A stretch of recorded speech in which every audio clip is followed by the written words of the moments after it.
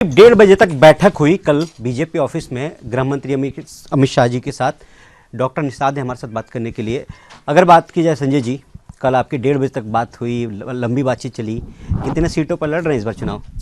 15 से 18 के बीच में सीटें लड़ रहे हैं और हर लगभग जो हमारे तैयार जिले हैं उसमें हर जिले पर लगभग एक सीट लड़ रहे हैं और उसमें पश्चिम में भी कुछ जिले हैं और पूर्वांचल में ज़्यादा जिले हैं। और जो सीटें हमें मिलेंगी 15 सीटें मिलने वाली हैं उसमें ज़्यादातर सीटों पर हम मतलब 80% सीटों पर निषाद पार्टी अपने सिंबल पर चुनाव लड़ेगी, भोजन भरी थाली पर।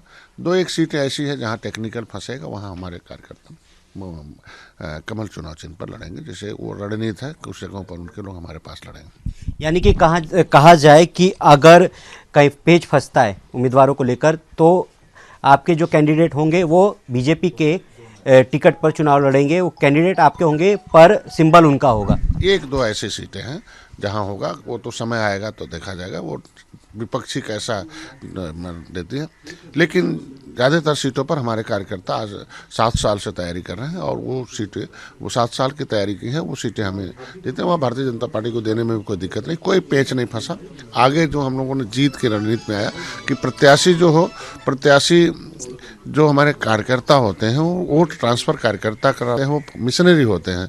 उनके कहने पर उनके पसंद का और जनता के पसंद के प्रत्याशी को दिया जाए जिससे छवि अच्छी हो, जिससे जीत सुनिश्चित की जाए और रणनीतियों पर चर्चा हुई रात में। पूर्वांचल में कहा जा रहा है कि पूर्वांचल में सबसे ज़्यादा मजबूत पकड़ पाते हैं। पूर्वांचल में अंदाजा फिर भी कितनी सीटों पर लड़ेंगे आप? हमको लगता है ज़्यादातर सीटें मैंने बताया ना कि पूर्वांचल में लड़ेंगे, 2-3 सीटें पश्चिम की तरफ लड़ेंगे, ज़्यादातर सीटें पूर्वांचल में। सरकार बनने जा रही है 2022 में।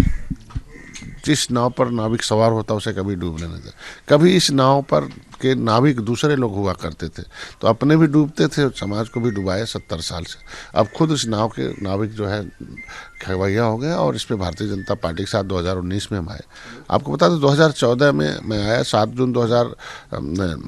14 फरवरी 2014 को मैंने सीएम हाउस घेरवाया था। सीएम हाउस के सामने एक प्रदर्शन किया था, उसमें कांग्रेस और बसपा जो है साफ हो गई और सपा हाफ हो गई और भाजपा माफ हो गई।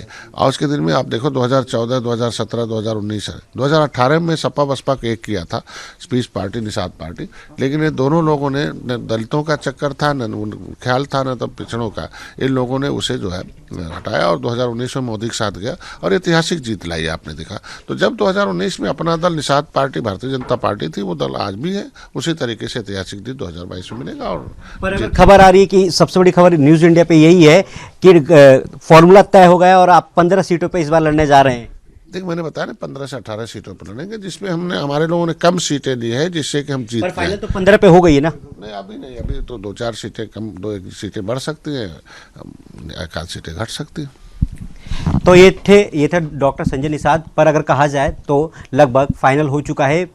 संजय निषाद पर करीब 15 सीटों पर जो 15 सीटें उस पर चुनाव लड़ेंगे और करीब पूर्वांचल में 2-3 सीटें ऐसी हैं जहां पर बीजेपी के सिंबल पे ये चुनाव लड़ेंगे। कैमरामैन आकाश के साथ दीपक चौबे, न्यूज़ इंडिया, दिल्ली।